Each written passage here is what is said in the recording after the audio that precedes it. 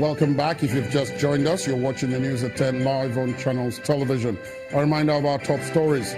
Fresh attacks by suspected herdsmen in Benue State leave at least 20 persons dead as Governor Otom calls for security assistance.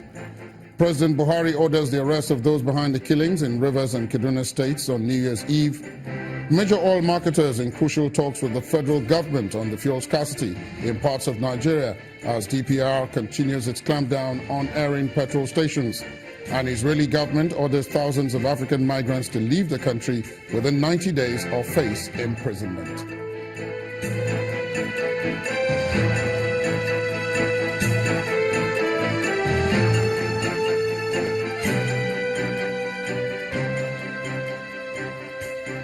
Now, for more on our top stories and others, please visit our website, channelstv.com and youtube.com/channelsweb. Also log on to m.channelstv.com to watch us on your mobile device or download the Channels TV app for Android, iOS and Windows devices from their respective stores. The Channels TV and Channels 24 app will give you access to news and updates. You'll also have access to the Eyewitness feature with which you can share those pictures, videos or news of happenings around you. Just install the app, then tap and swipe to reveal the menu and then follow the instructions. Now here come the pictures and video you sent in, beginning with this one from Ikeneremo in Ogun State, showing a young man whom our Eyewitness reporter says uses his room as a workshop. He wants government and well-meaning individuals to develop more schemes to train youth in entrepreneurship. Our next image is from Aja in Lagos State, showing a road filled with refuse. Our Eyewitness reporter who sent this in is of the opinion that the people who should clear it are still on holiday, but wants them to remove this because of the health implications and the nuisance they constitute. Our next image is from Sokoto, the Sokoto state capital, showing an overloaded vehicle, which our Eyewitness reporter says was arrested by men of the Federal Road Safety Corps. He advises motorists to observe traffic rules, especially at this period. Our next image is from Jos, the Plateau state capital, showing vehicles waiting to buy fuel in a filling station. According to our Eyewitness reporter, there are still few queues, even though they are not as long as they were weeks ago, but he also alleges that petrol now sells for 215 naira per litre. Our final video is from Auchi in Edo State, showing vehicles waiting to buy fuel as well. According to our Eyewitness reporter, motorists had to wait here for days to get fuel. He accuses the fuel station of hoarding the product, which they sell only to black marketers. We thank you for sending these pictures in. Please note that you too can report events as they happen around you. We're returning to stories about killings, and Governor Nyesom Wike of River State is willing to give out 200 million naira to anyone who has information on the perpetrators of the New Year's Eve killings, which left at least 17 people dead in Omoko area of the state. The governor, who says he's really touched by the incident, led heads of security agencies in the state to the community and also visited some of the bereaved families. A combined team of the Army, the police, DSS, and men of the Nigeria Security and Civil Defense Corps are currently there to maintain peace in the area. Things are certainly not normal in Omoko, a town in Ogba Egbema Undoni local government area of River State. Bloodstains and broken windows tell the sad story.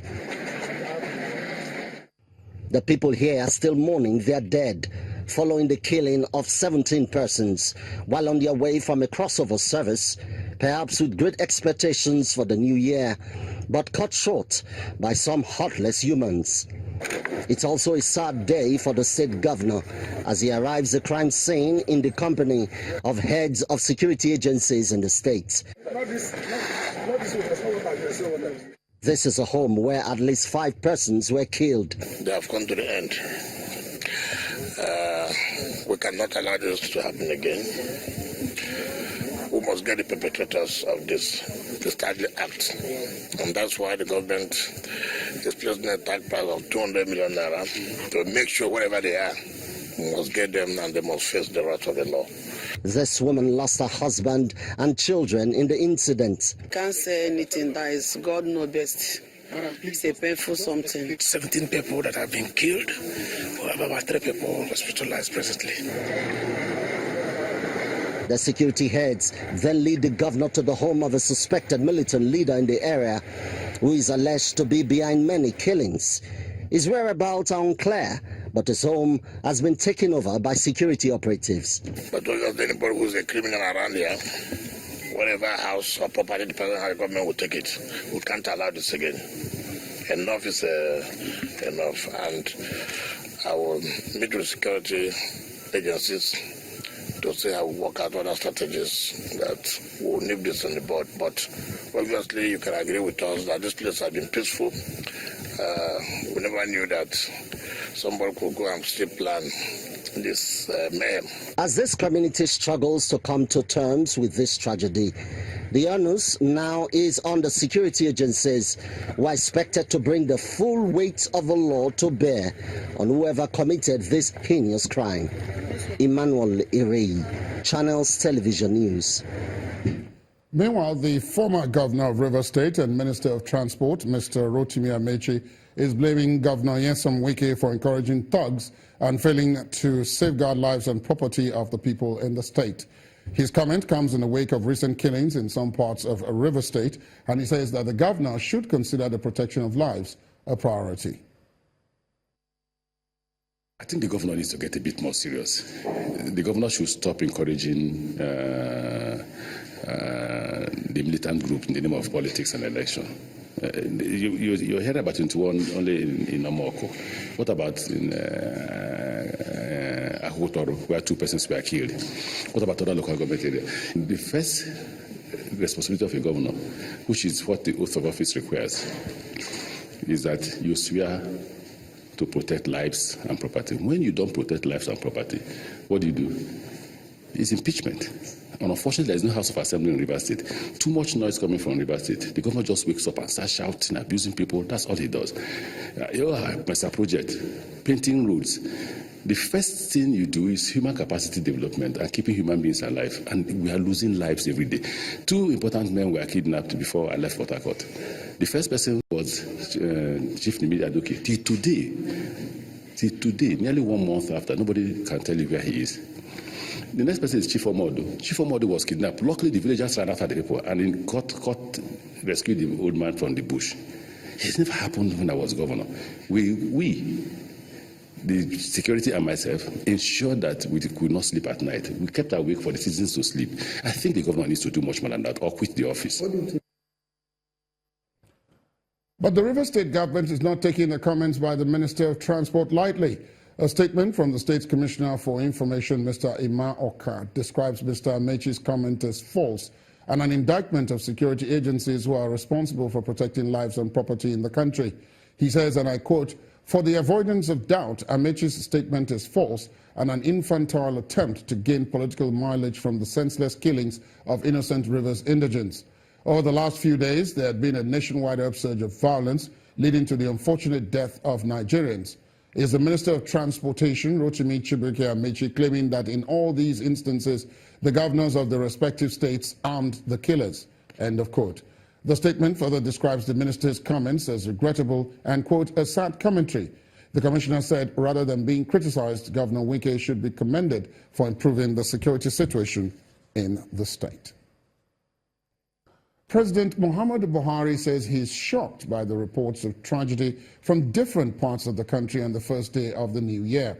The president's message is contained in a statement by his senior special assistant on media and publicity, Malam Garba Shehu, who described the incident as reprehensible and unacceptable. The president says, quote, "I have always maintained that nothing justifies the taking of the life of an innocent person. People in our communities must learn to live peacefully," end of quote. The president also commiserated with the families of those killed in Rivers, Benue, and Kaduna states, and has also directed law enforcement agencies in all the states to speedily bring the perpetrators to face the wrath of the law. President Buhari also appeals to the communities affected not to embark on reprisal attacks, but allow the security agencies to carry out comprehensive investigations to properly punish the culprits. In Lagos State, residents of Ikorodu and its environs may have reasons to heave a sigh of relief as the police have announced the arrest of a suspected leader of the Bado cult group and its chief herbalist known as Fatai Adebayo. The 34-year-old suspect was arrested at his shrine located in a village in a suburb of Ijebu-Ode in Ogun State while administering oath on members of the group. The Lagos State Police Commissioner, Mr. Edgar Imohime, explains that one of the suspects earlier arrested had confessed that the leader of the group takes them to Mr. Adebayo's shrine for oath-taking before they go for their killings. The dreaded Bado cult unleashed terror in Ikorodu and its environs in 2017, killing several residents in gruesome ways.